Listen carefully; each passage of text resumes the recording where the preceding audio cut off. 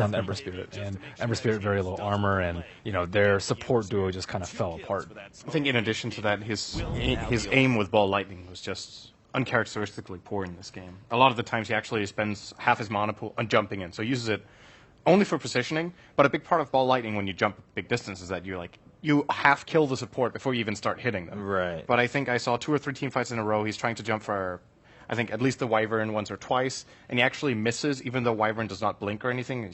He just mistargets it or misunderstands the movement pattern or whatever. And a little uncharacteristic from Resolution in this game. I hope he's going to come back a bit stronger, because he's an incredible player, but you can just... You kind of expect more from him because he was the guy that has the best start.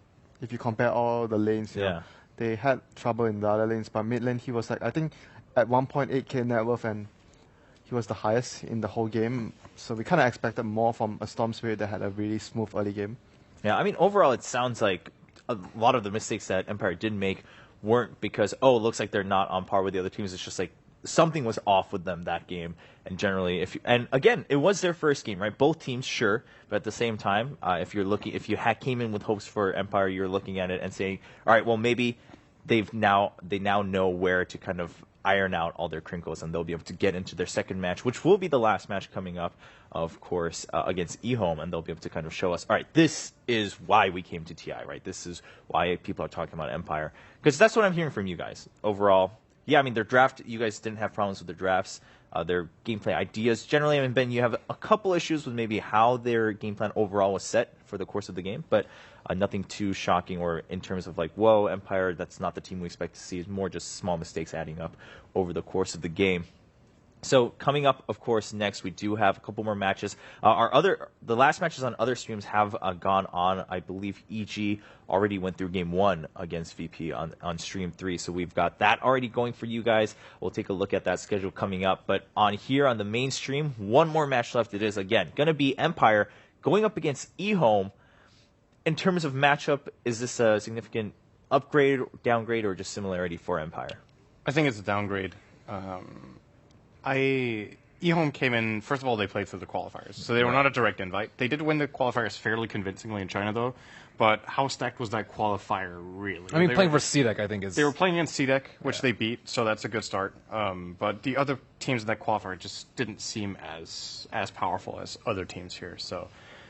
I personally expect a 2-0 for Empire. I think if they play like they did in these 2 games, they draft the same way, that could be enough. But if they want a dominating win, they need to step up a little bit on like the small things that add up. Like Ben said, maybe they're not active enough. They just need to get that extra gank in instead of farming that little bit of extra time in the game, and a little more crisp spell execution, and then I think they're good to go.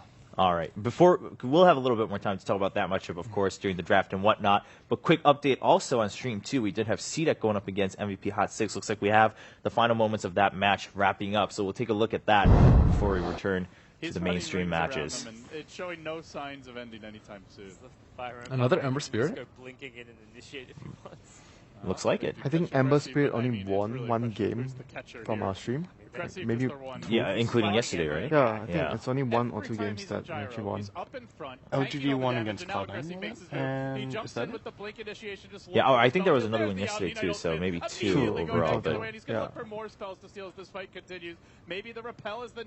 Wow, so many Guardian Angels.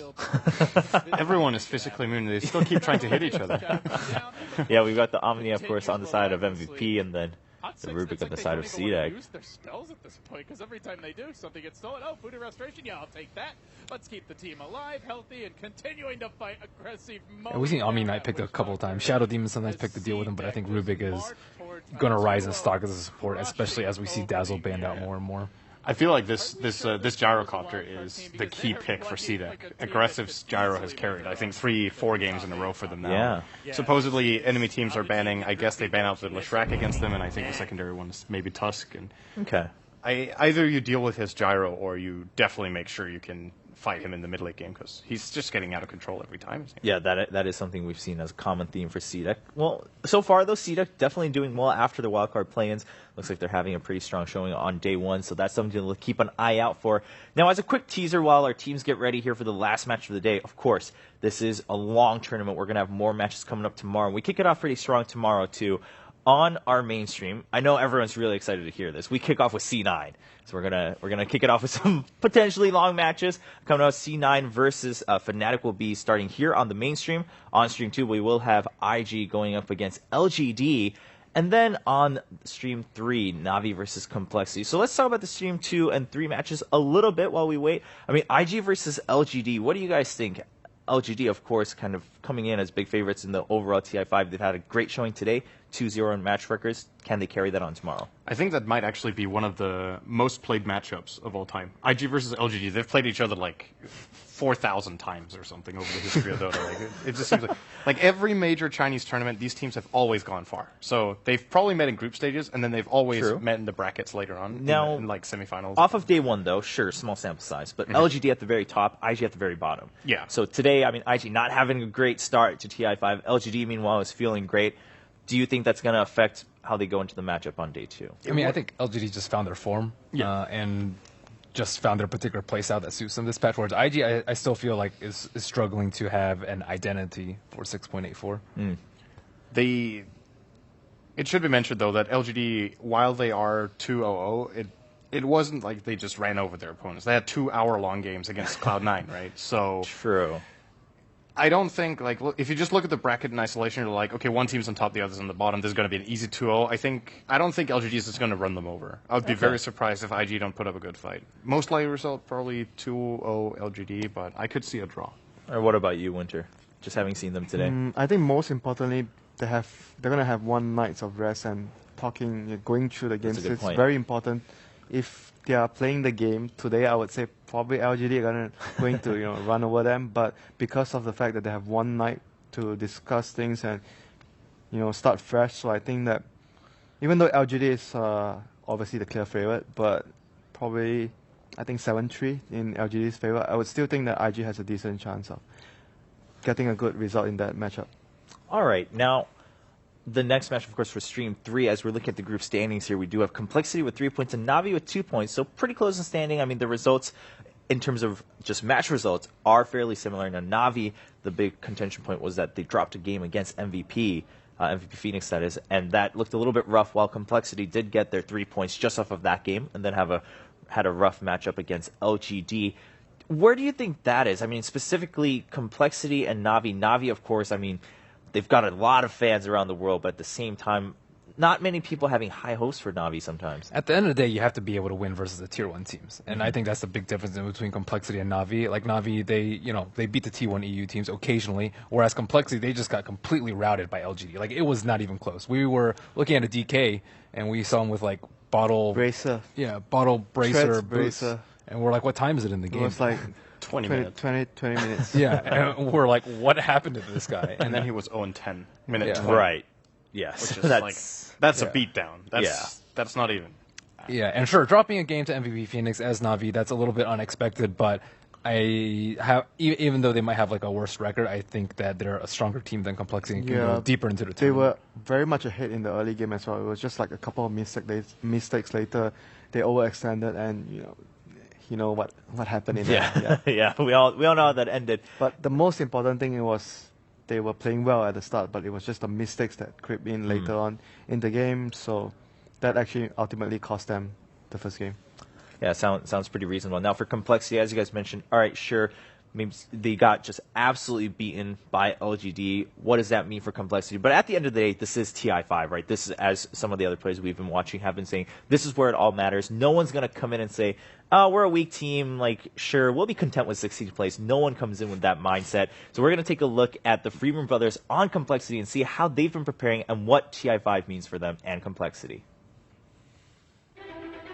Kyle and Zach are supremely dedicated. This is all they do, and they are driven to be the best at the game. They're both ridiculously, wickedly smart. And whether it was trains or dinosaurs or just some imaginary world they played in, it's always been the two of them.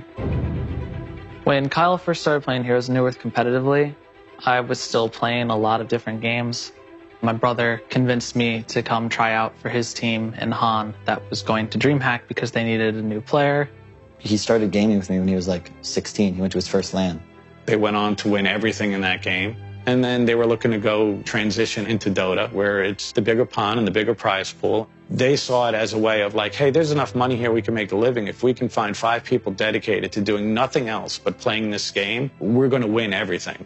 Me and Zach, we put together a very dedicated team because we were just always the hardest working when we were playing Han, and that's what we wanted to be in Complexity. I think we went through like 47 players. So if you play 50 games with us and we don't think that you got what it takes, like we're going to move on. The whole year, everything was just practice for TI. That's how we viewed it. It's very rare to see somebody as focused as Kyle on a goal. And as a teammate, he drives everybody to feel the same way about the goal as he does. Whether we finish 16th, 8th, or 3rd, I'm still going to be disappointed. We want to win. You want to win every match, every game. If you polled people, they'd probably put us as like the least likely to win the tournament. That's pretty much how we like it, because it gives us more motivation to show everyone how wrong they are and show that we're actually a good team and we're going to be contending for TI. It definitely helps the nerves to know that you can trust everyone on your team to do what they're supposed to. I'm more nervous than they are. I'm way more nervous than they are. My dad, I think, has always wanted to be able to cheer for his kids. Like, he loved watching us play sports, and gaming has sort of been the glue that always brought us back together. I'm very proud of my kids. I'm proud of them that they're willing to sacrifice to follow their dream and understand that if you want something, you have to dedicate yourself to it. To see them working together to reach a goal that they've set for themselves, I'm really proud of the adults they are, the men they're becoming, and I can't wait to see what they do next.